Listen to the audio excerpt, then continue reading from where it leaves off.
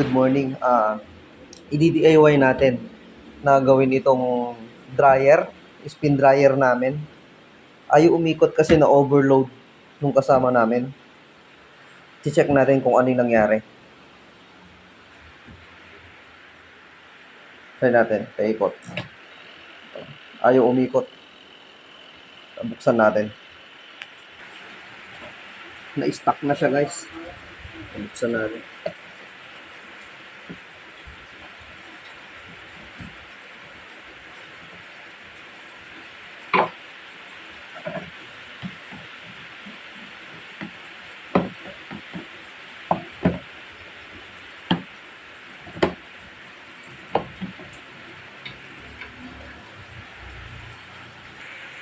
Yun yung problema.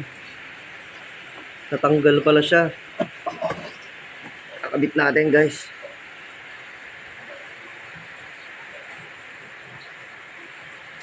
Yun pala yun.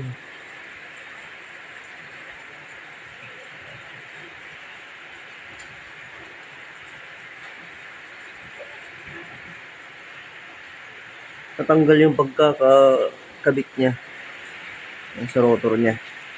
Ayan, guys.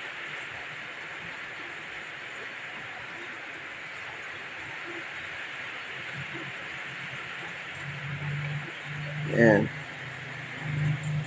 I-stibis ako.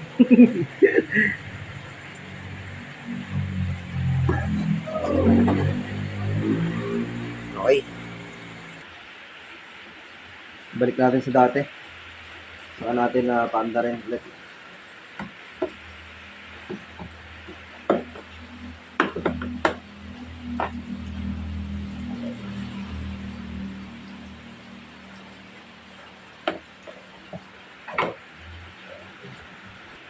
Okay guys, testing na natin.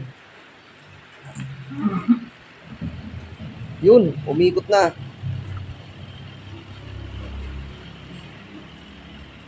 Bumigay lang pala yung pagkakakabit niya sa likod. Ayan guys. Ayan, hanggang kaya nyong i-DIY, check nyo muna sa likod, baka may bumigay.